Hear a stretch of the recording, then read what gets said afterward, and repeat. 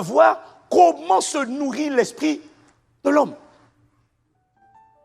Lorsqu'il est né de nouveau, il se nourrit de la parole Rhéma de Dieu. Alors figure-toi que Jacques, chapitre 1, verset 31, qu'on ne va pas lire, te dit que la même parole, il dit recevez avec douceur la parole qui était plantée en vous et qui a le pouvoir de sauver vos âmes. Ça veut dire quoi? La parole de Dieu a double fonction, double action. La même parole que tu écoutes est la clé pour guérir, consoler, apaiser, restaurer, sauver ton âme. Dis Amen. Mais elle a deux vertus. Non seulement la parole... écoute-moi bien. Oh Seigneur, aide-moi. Je schématise. Ce que tu avales comme parole de Dieu agit de deux manières. À la fois, elle va vers l'âme pour consoler ton âme. C'est ce que fait la parole de Dieu. Dis Amen. Mais la même parole, te dit Matthieu 4, verset 4, nourrit également ton esprit. Donc la parole agit à la fois sur l'âme et à la fois elle nourrit ton esprit. Dis-moi Amen. Ok. Le Saint-Esprit m'a dit, le principe de fonctionnement de l'esprit humain, c'est pareil pour un esprit méchant. C'est-à-dire, lorsqu'un esprit méchant a trouvé refuge dans un corps humain, cet esprit-là, lui aussi, a besoin de se nourrir. Il a besoin de s'alimenter et il a besoin de grandir. Comment il grandit? Il grandit il grandit comment? Par l'alimentation. Dis Amen.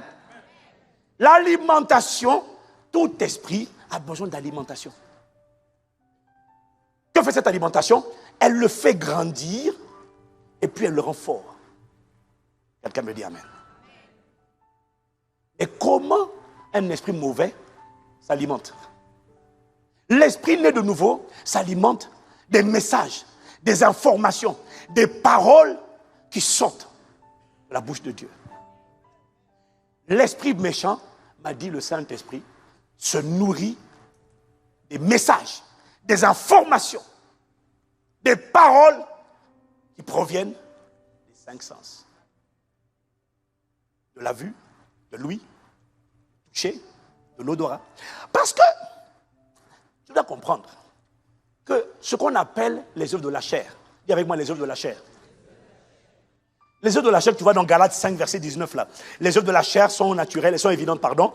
Ce sont l'adultère, l'immoralité sexuelle, l'impureté, la débauche, l'idolâtrie ou encore la superstition, la magie ou encore la sorcellerie, les haines, les querelles, les jalousies, les colères, les rivalités, les divisions, les sectes, l'envie, les meurtres, l'ivrognerie, les excès de table et les choses semblables. Ce que tu dois comprendre, c'est que tout ce qu'on vient de mentionner ici, avant de devenir des actions que l'on pose, sont des pensées. Et des pensées, c'est quoi? Ce sont des paroles silencieuses. Oh. Alors, imagine te dire, que font ces paroles lorsque l'œil regarde et que la vue met un message d'impudicité? Que font ces paroles? Il m'a dit, là où la parole de Dieu restaure l'âme, sauve l'âme, ces paroles-là, quand elles viennent en toi, elles vont bombarder, accabler, agresser ton âme. Dis Amen. Dis Amen.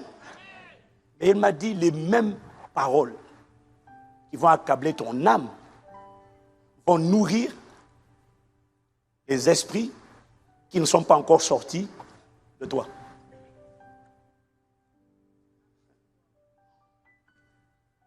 Ok, exemple. Tes yeux regardent une scène porno, érotique, que tu ne dois pas regarder. La vue va produire, quand tes yeux ont regardé, la vue va produire une information, un message, une parole silencieuse appelée fornication, adultère, impudicité, immoralité. Cette information fournie par la vue va affecter, attaquer, gangréner ton âme. Ça, tu l'as compris. Si oui, tu dis Amen. Mais en plus de cela, cette pensée, ce message, cette information, lorsque l'esprit d'impudicité, mari de nuit, femme de nuit, appelle-le comme tu veux, sirène des eaux, n'est pas encore sorti de ta vie, cette information, cette pensée, quand tes yeux ont regardé, la chair a perverti le message, a produit un message. Ce message, il m'a dit, ne va pas seulement détruire ton âme, il va nourrir l'esprit d'impudicité. C'est sa nourriture. Et dès que tu as fini de regarder ce film ou cette séquence érotique, pornographique, tu vas te rendre compte d'une chose. Qu'est-ce qui t'arrive? Soudainement, tu te sens oppressé. Soudainement, tu as envie de te masturber. Soudainement, tu commences à penser adultère, tu commences à penser fornication. Soudainement, tu deviens comme quelqu'un en chasse. Qu'est-ce qui t'arrive? Juste avant que tu n'avais pas ça. Qu'est-ce qui s'est passé? En fait, l'esprit qui n'est pas encore sorti, tu viens de lui donner à manger. Il est devenu fort. Et quand il est rentré au début, il n'était pas forcément grand. Mais il m'a dit, il y a des démons qui grandissent en toi. C'est pour ça qu'au début, c'était juste la masturbation. En grandissant, comme tu n'as pas crucifié la chair, et l'esprit n'est pas sorti chez beaucoup de gens, ce qui était simple, petite, au début c'était une fois par mois, c'est devenu une fois par semaine, après c'est devenu une fois par jour. Et puis après la masturbation a donné lieu à d'autres formes d'actes de bestialité, de trucs, tous les objets, les trucs compliqués, une femme, deux femmes, trois femmes, quatre femmes, cinq femmes, qu'est-ce qui s'est passé? L'esprit en toi se renforce chaque jour, il prend de l'ampleur, il grandit et il devient de plus en plus fort. Qui l'a rendu fort? Toi. Comment? En laissant tes yeux et tes oreilles regarder et entendre ce qu'ils n'auraient pas dû regarder et entendre. Qui est responsable? Le démon est trop fort, oui, mais qui l'a rendu comme ça? En toi. Dès que tu t'exposes aux mauvaises sons, aux mauvaises vues, tout ça, il mange, il grandit, et il se rend de plus en plus fort. Et c'est là que soudainement, tu ressens ce qu'on appelle des oppressions. Ton problème hier, c'était l'alcool. L'esprit d'alcoolisme n'est pas sorti. Dès que tu prends une seule goutte d'alcool, tu n'aurais pas dû la prendre. La langue, le goûter, va envoyer des messages, va non seulement attaquer ton âme avec l'ivrognerie, les pensées d'ivrognerie, mais les mêmes pensées d'ivrognerie vont nourrir l'esprit de dépendance qui était en toi. Soudainement, un envie fort et pressant de boire ce que tu ne dois pas boire commence à rentrer en toi. Et quand l'esprit est à l'intérieur, tu le reconnais parce que quand tu ne le fais pas, tu sens des palpitations. Tu te sens tendu, de l'irritation. Tu as fortifié l'esprit mauvais. Qui a fait? Toi. Waouh. Ok. C'est hier. Je ne savais pas ça. Je ne savais pas. Dis-moi, mais qu'est-ce qui m'est arrivé? Il m'a dit, ce qui t'est arrivé, c'est que tu n'as pas monté la garde. Tu n'as pas dressé la haie de protection. Tu n'as pas filtré ce qui rentre. Tu as alimenté le serpent, le dragon, au lieu d'alimenter ton homme intérieur. C'est toi qui es responsable. Alors il m'a dit, veillez. C'est ça.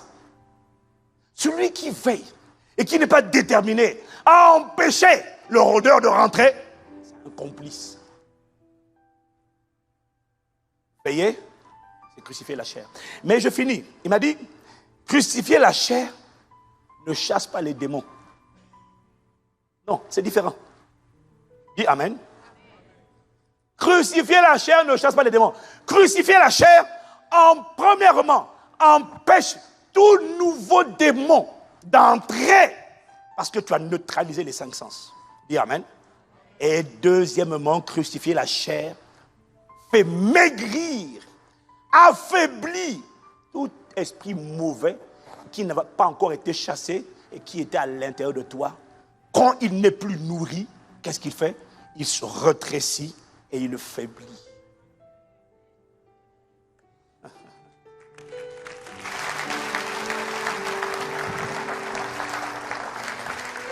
Et un esprit mauvais, qui est affaibli et qui est amaigri, est beaucoup plus facile à chasser qu'un esprit qui est gros et qui est fort.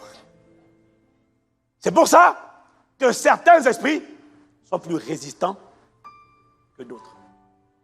Et le Saint-Esprit m'a ouvert l'intelligence. J'ai dit, Saint-Esprit, il n'y a que toi pour faire ça. Vraiment, waouh.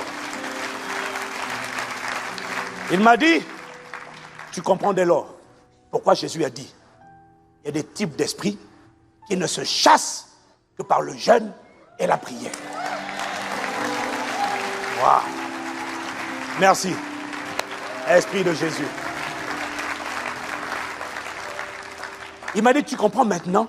Les disciples ont chassé, l'esprit ne sort pas. Ils ont chassé, l'esprit ne sort pas. Ils ont chassé, l'esprit ne sort pas. Pourquoi il ne sort pas? Il est robuste et il est fort à l'intérieur. La personne l'a rendu comme ça. Et il m'a dit, tu vois, pourquoi il y a des esprits qui ne se chassent que par le jeûne et la prière? Je vais finir avec ça. Parce que, il m'a dit, il est plus facile de chasser les démons quand tu es dans le jeûne et la prière. Mais attention, je ne dis pas quand tu es dans la privation d'aliments. Je dis quand tu es dans le véritable jeûne selon Ésaïe 58. Le jeûne agréable à Dieu. C'est un jeûne qui accompagnait, c'est pas seulement la privation d'aliments, c'est toute une attitude qui accompagne ce jeûne-là. Et il m'a dit, tu vas voir que c'est plus facile de chasser les démons lorsque la personne est dans un véritable jeûne selon le cœur de Dieu. C'est le jeûne où tu vas te rendre compte que pendant cette période, tes yeux, parce que tu es dans un véritable jeûne de consécration, de supplication, tes yeux ne regardent pas n'importe quoi. Si tu avais l'habitude de regarder n'importe quoi, quand tu es en jeûne, généralement, tes yeux se fixent sur les choses essentielles. Dis Amen. Dis Amen. Pendant que tu es dans un véritable jeûne avec un bon cœur, tes oreilles sont noyées dans la parole de Dieu. Elles ne sont plus dans les commérages, elles ne sont plus dans les conversations, elles ne sont plus dans les discussions bêtes. Tes oreilles sont saturées en permanence parce qu'un vrai jeûne est accompagné de temps de méditation régulier, récurrent, continu. Donc, tes yeux ne regardent que les choses saintes. Tes yeux ne vont pas aller balader en train de regarder un film X quand tu es en jeûne. Non, parce que quand tu es en véritable jeûne, tu regardes que ce qu'il faut regarder. Tu entends le son qu'il faut entendre. Ta langue ne mange pas en désordre, parce que quand tu es en jeûne, ta langue mange peu. Alors le goûter, le sens appelé le goûter, est asséché. Il n'a pas de quoi se mettre justement sous la langue. Il n'a pas de chose. Et quand tu es en jeûne, quand tu es en jeûne véritable, tu évites de respirer tout et n'importe quoi. Tu te tiens pas là, on fume la cigarette, là on fume le cannabis. Tu te tiens à l'écart, tu te préserves de tout ça. Donc le résultat, c'est que l'odorat devient faible. La vue n'a rien à prendre pour te corrompre. L'ouïe n'a rien, parce que tu as que la parole de Dieu. Il n'y a pas d'information tordue. Et la main ne se promène pas pour chercher à caresser, à se souiller. Non, la main porte la Bible ou alors les livres chrétiens qui nourrissent ta foi. Alors, quand tu es dans ce genre de jeûne, qu'est-ce qui se passe? Il se passe que dans ce genre de période, tes 5 sens sont neutralisés. Il dit, donne-nous quelque chose. On a besoin d'alimenter les démons qui sont à l'intérieur. Ils n'ont rien. Et que se passe-t-il alors à l'intérieur? Les démons qui oppressaient ta vie hier, soudainement, ils maigrissent parce qu'il n'y a pas d'aliment. Deuxièmement, ils deviennent de plus en plus faibles. Et voilà, attends. Il m'a dit, crucifier la chair facilite le ministère du Saint-Esprit. Crucifier la chair te fait devenir un partenaire du Saint-Esprit pour ta propre libération.